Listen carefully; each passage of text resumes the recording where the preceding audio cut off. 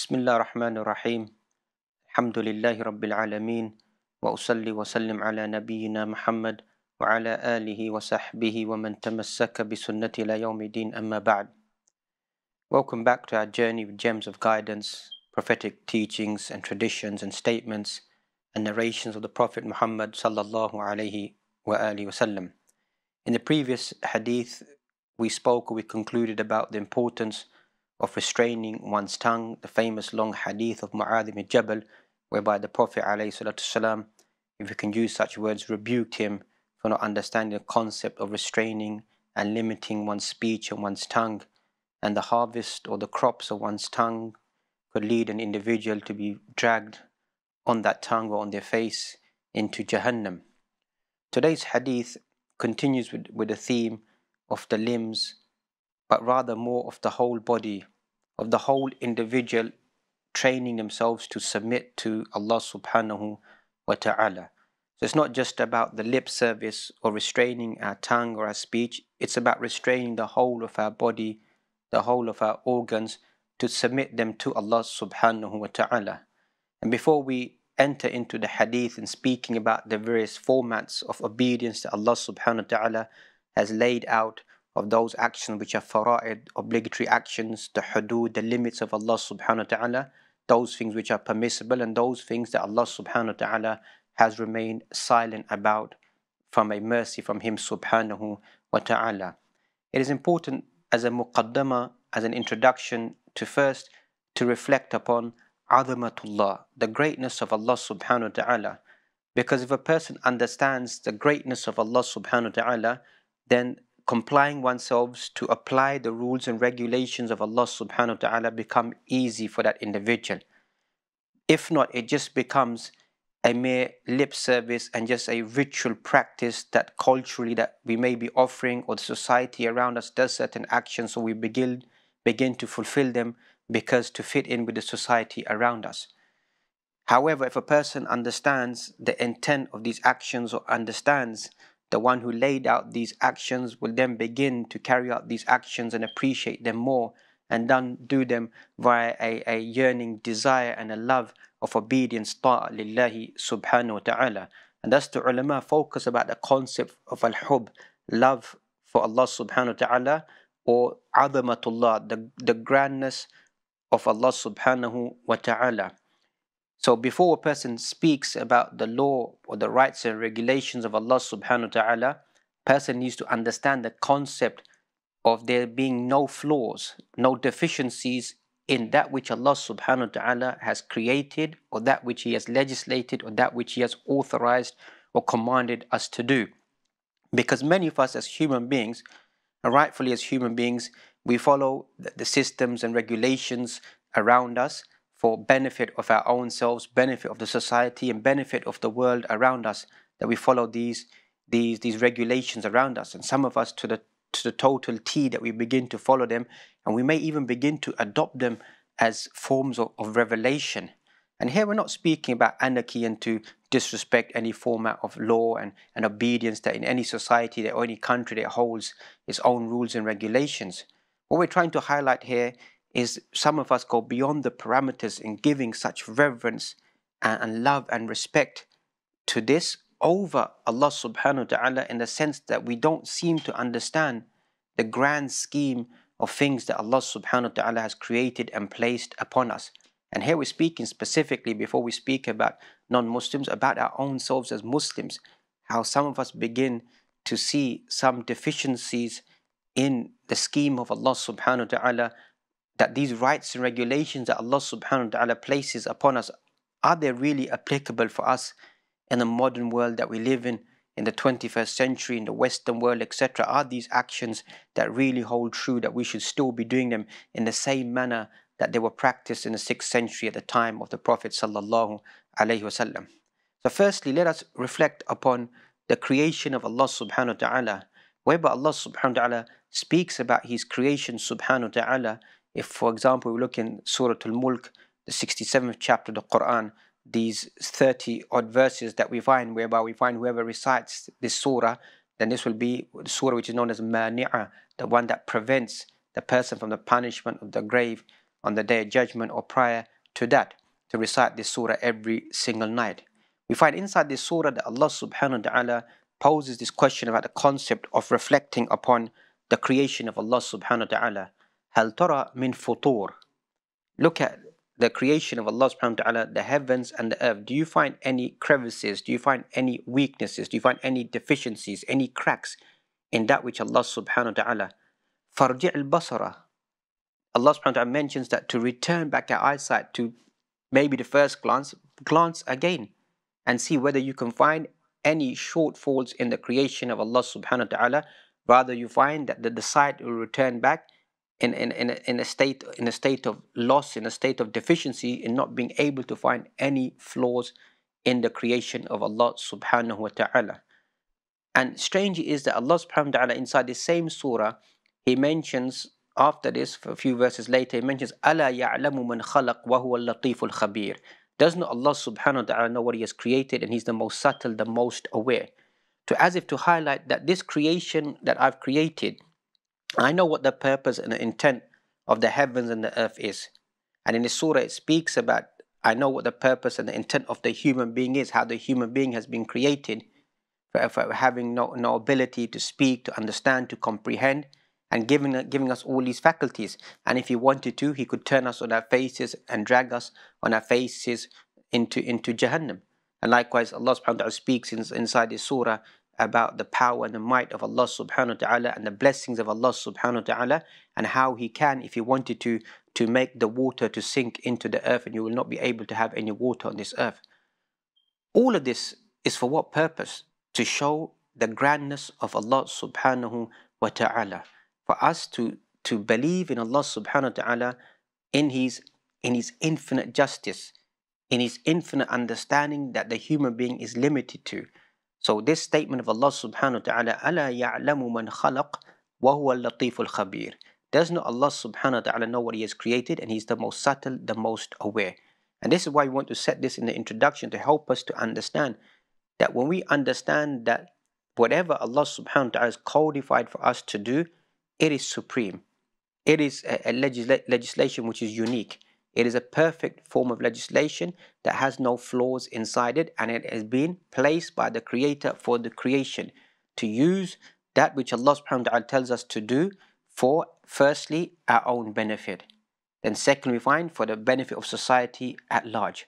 When a person has this mindset and they approach the Quran and the Sunnah, the words of Allah subhanahu wa ta'ala, and then the speech and the words of the Prophet sallallahu alaihi wasallam, the person will begin to find a very easy attitude of being able to adopt those teachings, whether they can understand them at that moment in time, or they don't understand them, or the wisdom is derived at a later stage or not derived.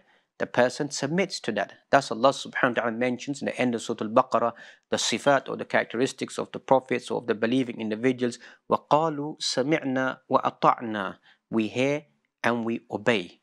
So this is a revelation from Allah subhanahu wa ta'ala describing the believing individuals. They hear and they obey. Rather, we find in today's world it's the opposite. When we understand a concept, when we begin to visualize the beauty or the benefit of something, then we begin to then appreciate it, or then we begin to accept it.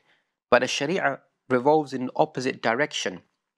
The law of Allah subhanahu wa ta'ala, the rights of Allah subhanahu wa ta'ala, says that you need to blindly follow that which I'm telling you to do. And at that moment in time, you may find the benefit, or at a later stage in your life, or after your life, or centuries later, that benefit may be visualized inside society. But if it's not visualized, you need to have that yaqeen. So Allah subhanahu wa ta'ala begins His book by mentioning Alif Lam Mim, ذَلِكَ الْكِتَابُ لَا رَيْبَ فِيهِ هُدًى لِلْمُتَّقِينَ الَّذِينَ يُؤْمِنُونَ بِالْغَيْبِ. Believers are those individuals who believe in the unseen. Why does Allah subhanahu wa ta'ala begin His book, His speech, with belief in the unseen? Because if Allah subhanahu wa ta'ala began the book by highlighting this is what's going to be delivered to the individual, or this is what life is, you'd find that some of us may be hesitant towards that in the sense, or so we'll be rushing towards that, knowing that this is the benefit we're going to get. But Allah subhanahu wa ta'ala conceals, hides to see who really is going to believe. because here you cannot visualize the end result. You cannot visualize the fruits. You cannot visualize the benefits. Allah subhanahu wa ta'ala is storing those benefits or concealing or hiding those benefits to be delivered at a later stage. So whoever has the more deeper conviction will be given those fruits or that blessings by Allah subhanahu wa ta'ala at a later stage, and quite possibly inside this dunya as well. So this is the mindset that we want to enter firstly upon, because we find excessive questioning, that we find that people, especially Muslims, begin to ask about why does Allah subhanahu wa ta'ala tell us to do something? Why does He tell us to stay away from something? Why has He told us to carry out certain actions? Why should we pray in a certain manner? Why should we fast in a certain manner? Why should we attire ourselves with a certain dress code inside a certain manner?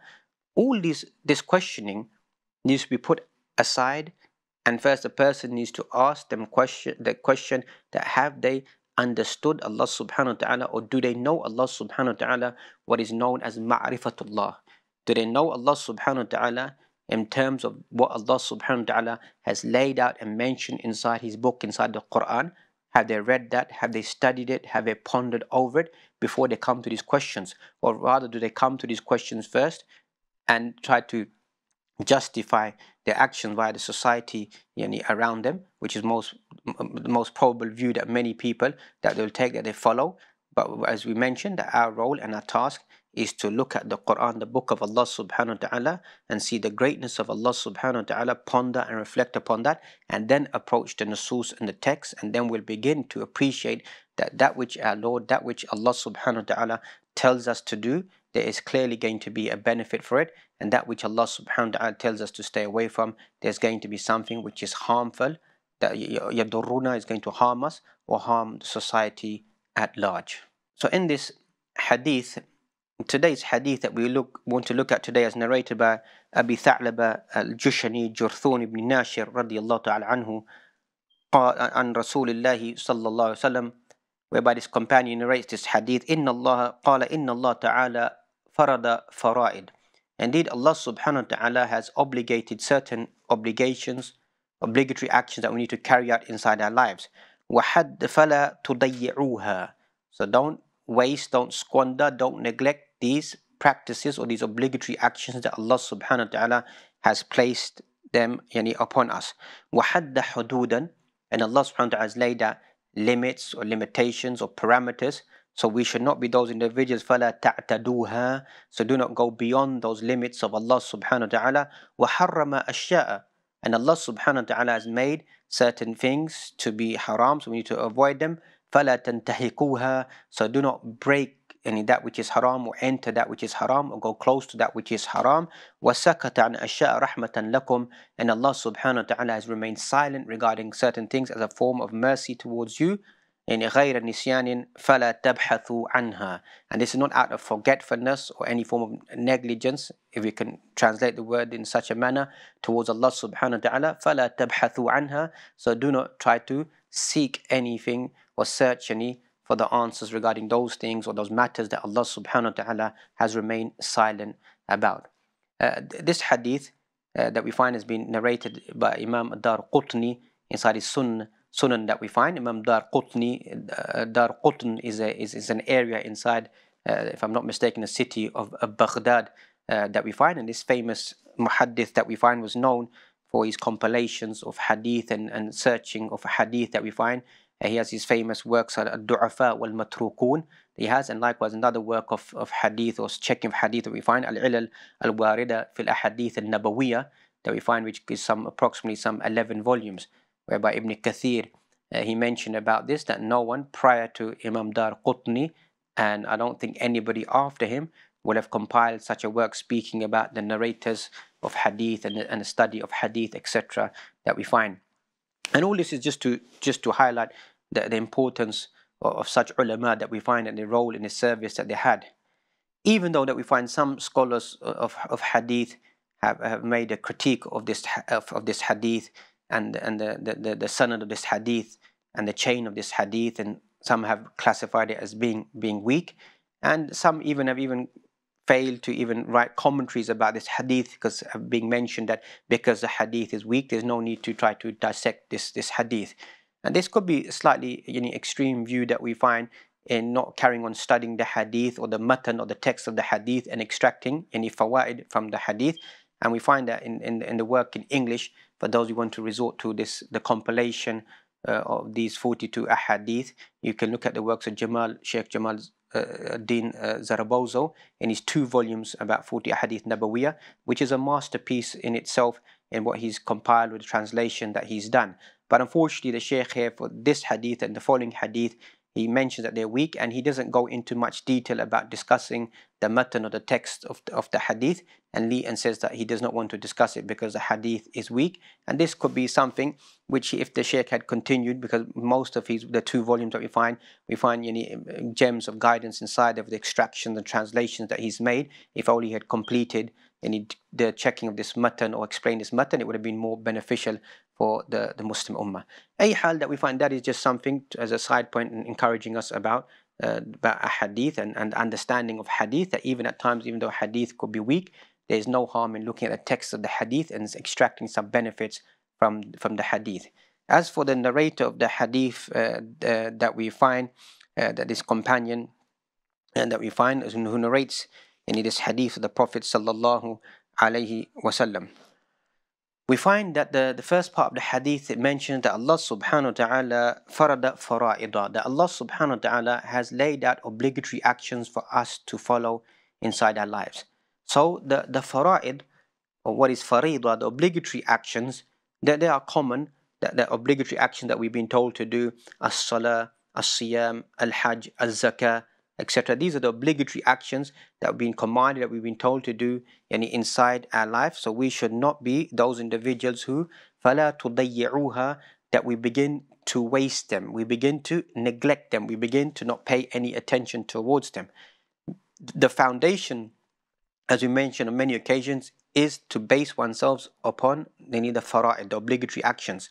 As we find that inside this hadith, you find that the various divisions are mentioned, those things which are obligatory, those things which are prohibited, those things that we encourage to do, and those things that we can abstain inside this hadith, or we don't need to search for them because the Sharia has remained silent about them.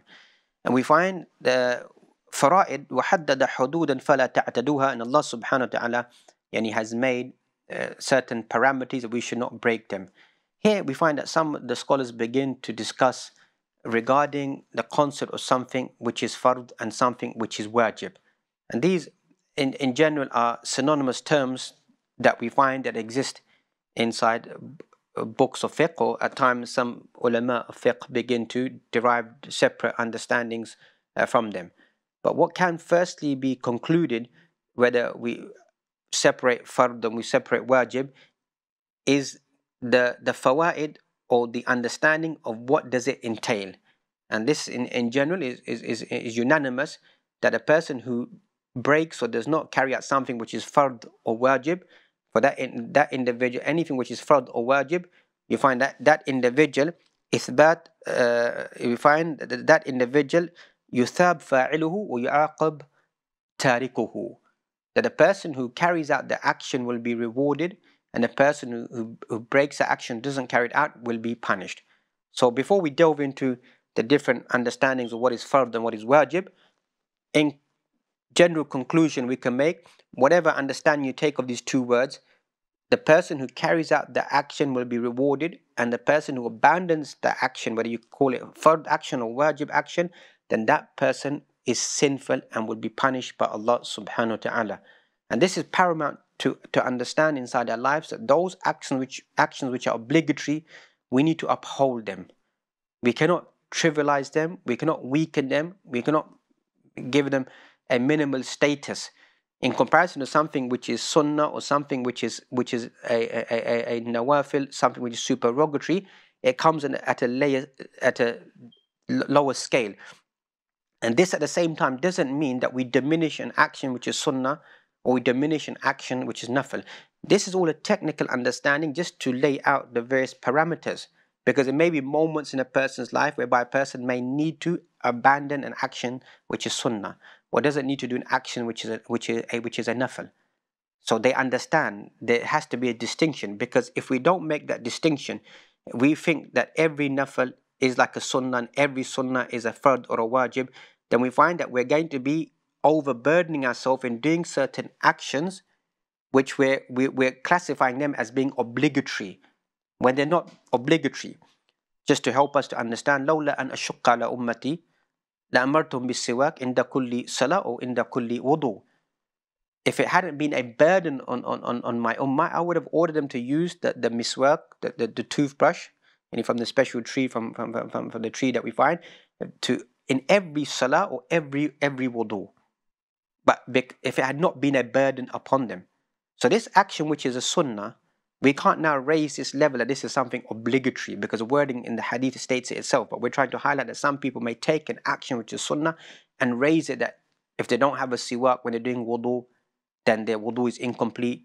If I don't have my hat whilst I'm reading salah, my salah is not complete. These are all finer elements that no scholars will denounce. But if a person doesn't have their prayer hat, doesn't have their prayer mat, is their prayer invalidated? Is their prayer incomplete? Why are some people getting over emotional? Yes, maybe they are emotional about it, that they feel that they're not in the right attire or etc. But we need to train and understand ourselves to not to push certain things which are highly recommended or good and make them at the same level as something which is a fard, whereby you find a person who does it will be rewarded, a person who abandons it will be punished by Allah subhanahu wa ta'ala. Because unfortunately we do find inside our society this mixing of obligations and raising certain things which are just encouraged to do, and we raise them to a higher level. On the opposite side, the flip side, we should also understand that at times there are certain istilahat, certain terminologies amongst fuqaha that they were specific in terms of understanding certain things. If they're ulama of hadith or tafsir, etc., that we find that they'll have certain alqab, they'll have certain titles, certain terminologies that they would use. So, for example, a person who's a faqih, a person dealing with fiqh, Islamic jurist may say that this action is sunnah. So now a common person would come and say this is only a recommended action. But we find that in istilahat of fuqaha, the term that this is only sunnah could carry the meaning that this is an obligation. This is the highest level of a sunnah, meaning you have to do this action. If you don't do it, you're going to be sinful. So this is another extreme inside our society, that everything is only sunnah. It's only sunnah. We don't understand the meaning that at that moment in time, or that interpretation, that sunnah could be something which is an obligation. And likewise, we find another understanding of sunnah is just to, if we use the words trivial or not pay much attention to it, that we begin to just do the fard. At least I've done the fard action. طيب, the fard action is good to do that action. So why do we have all these mustahabbat? Why do we have all these sunan? Why do we have all these other extra actions? Are they just there for simply just for us to visualize? Or they are there to supplement our life, supplement our ibadah, supplement our worship? So obviously practically we know that living inside the West, especially in these winter days, that we find that the days are so short, that the Salatul Dhuhr, then Asr, then Maghrib, there's not much time between them. So we could, as practitioners or the ulama above us would say that at least the person carries out the fard in praying their salah at the right time and completing their prayer. And because of the work commitments, they don't have enough time, the shift commitments, they can't get to pray a sunnah or pray some extra nafil, then we can overlook that. But that shouldn't become the regular practice. When they're out of that environment, they don't have that same stream of work, etc. They should be trying to read the excessive, complete the sunnah, keep the nawafil, keep those prayers intact, rather than to just make every single day that there's some excuse to abandon a practice of doing an extra sunnah or a nafil.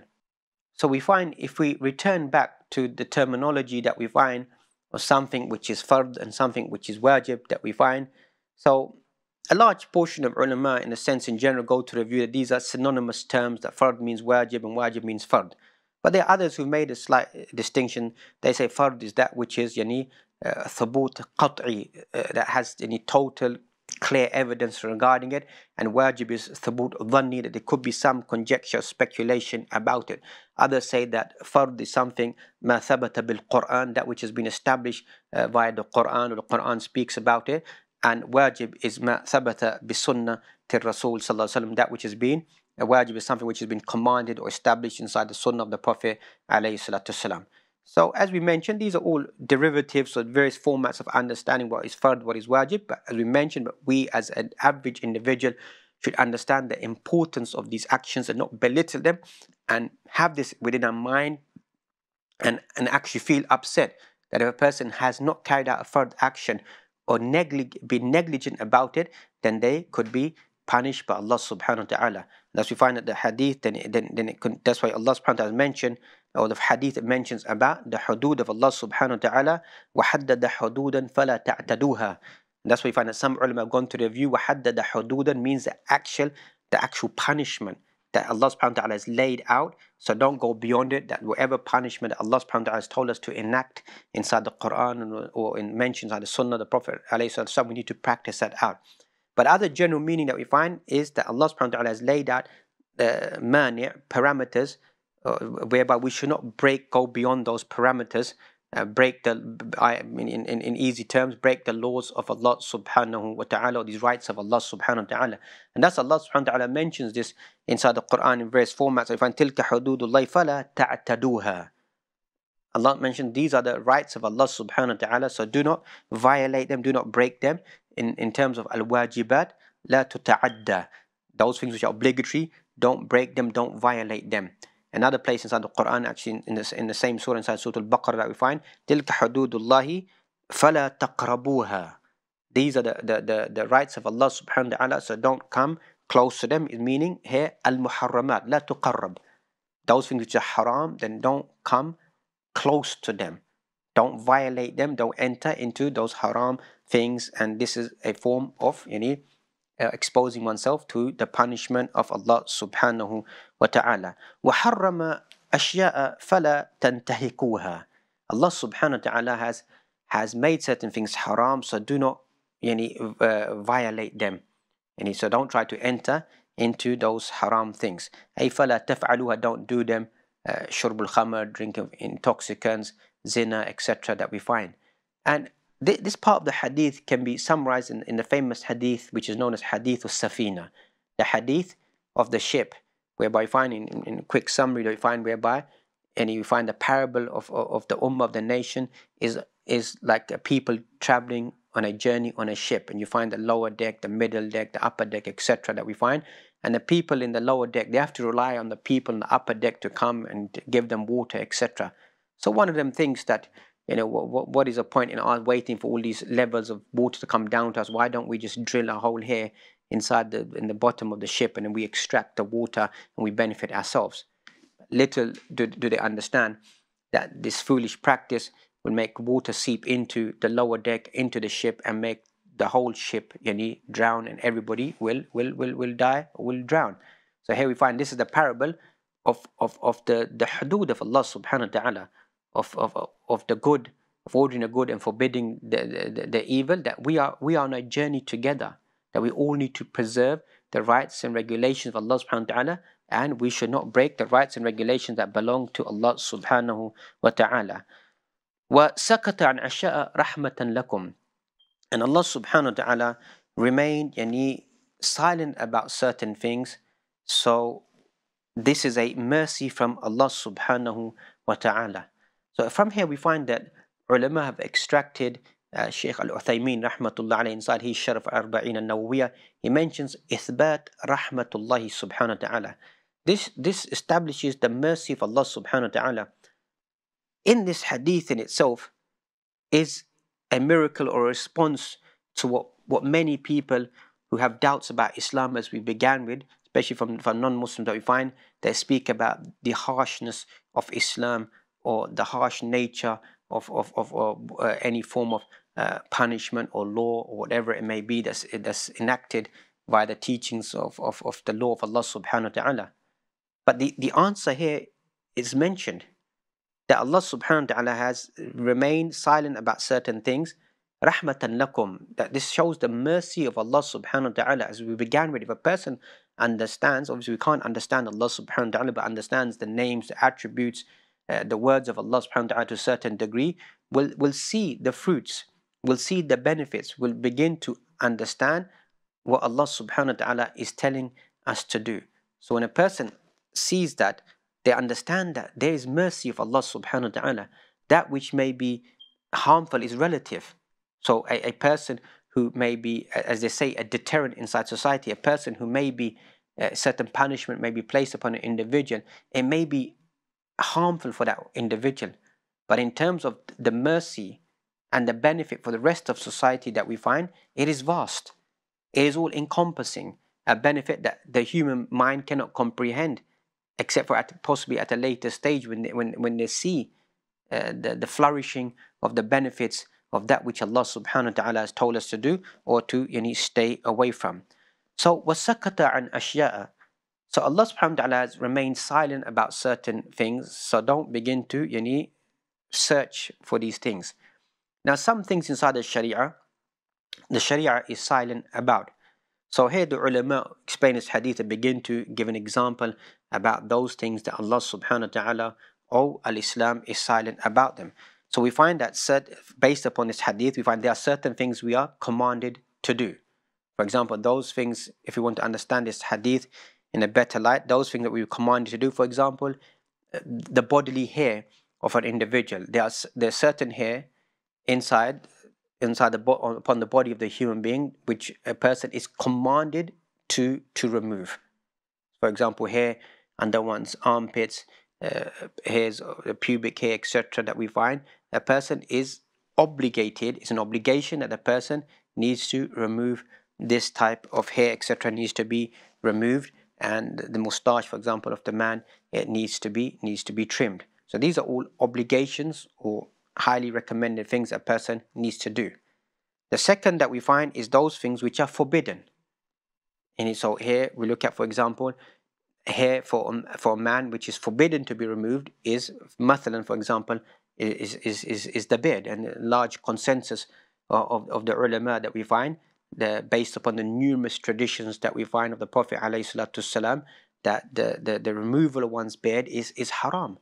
As we said, a large consensus body of the ulama and the fuqaha, right from the beginning of the Islamic jurists to the present day, that we find that the removal of the beard is something which is haram.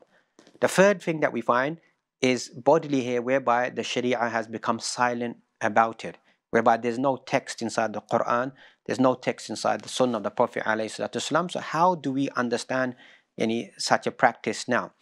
For example, the removal of hair upon one's arm or one's legs, etc. that we find, how does a person understand this? Because the Sharia doesn't speak about it. Because some ulama mentioned that if there was something about it, then the Sharia, the Quran would have spoken about it, or the Prophet ﷺ would have mentioned in his speaking about it. So here we find that there's no prohibition or there's no commandment. The Sharia is silent, so a person can enact whatever they want to do. Even though some of the ulama go to the view, the kathratu sha'r, the more hair a man has, it shows more of their manhood, is one view. So a man shouldn't really remove the hair on their arms and the legs, etc. As for women, then this is something which is tuhibbul jamal, that she likes beauty, etc. And this is something natural or something that they want to do, and is permissible for them. But a concept here that we're trying to highlight is about certain things that the Sharia of Allah subhanahu wa ta'ala is silent about. So a person has that, if we can use the words, free will, or that free practice to do what they want to do inside those parameters. And this this mercy from Allah subhanahu wa ta'ala, the final part of the hadith mentions غير نسيان فلا تبحثوا عنها. And this is not out of forgetfulness of Allah subhanahu wa ta'ala, so don't try to search about them. So here we need to understand that Allah subhanahu wa ta'ala لا يضل ربي ولا ينسى. Your Lord Allah subhanahu wa ta'ala does not err, ولا ينسى. Allah subhanahu wa ta'ala does not make mistakes. ولا ينسى, does not forget, inside the ayat inside Surah Taha. Another place inside the Quran, وَمَا كَانَ رَبُّكَ نَسِيًّا. Prior to this in the Surah, we find Surah Maryam, we find your Lord is not one who is forgetful. Just like we began with, if we understood Allah subhanahu wa ta'ala, then we would understand that what Allah subhanahu wa ta'ala is telling us to do and commands us to do is for our own benefit. And Allah subhanahu wa ta'ala knows كُلِّ أَحْوَالِ وَكُلِّ مَكَانِ وَكُلِّ أَمَاكِنِ. Allah subhanahu wa ta'ala knows all situations and scenarios and times and places. So that's why Imam Malik mentioned that what was deen on that day has to be deen today. Person needs to follow those core elements of Islam, wherever they happen to be, or whatever time era, whatever time zone, whatever land, whatever place. Person cannot manipulate them. That now it's a different concept, and this doesn't really mean what Allah subhanahu wa ta'ala is saying inside the Quran. It's not applicable now in this today's world, etc. that we find. This is, as we mentioned, a muqaddamah was taking place.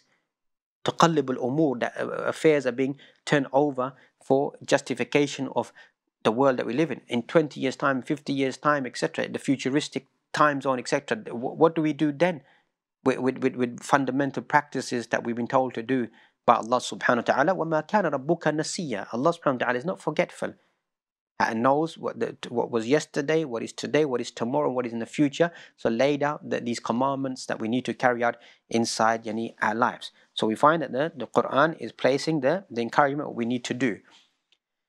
فَلَا تَبْحَثُوا عَنْهَا. Some ulama go to the view that you can go and search for students of knowledge of those scenarios that may help society at large. Is a view that exists.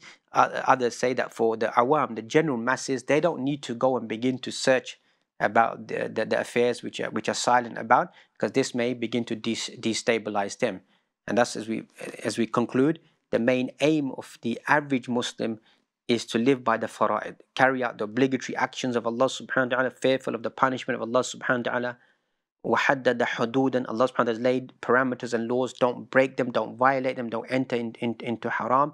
And Allah subhanahu wa ta'ala has encouraged other things for us to do, remain silent about them, and we should enjoy those things. May Allah subhanahu wa ta'ala give us all the tawfiq and ability to develop the consciousness of Allah subhanahu wa ta'ala, the greatness of Allah subhanahu wa ta'ala within our hearts and our mind and our soul, that we worship Allah subhanahu wa ta'ala with due diligence and obedience and love towards Him.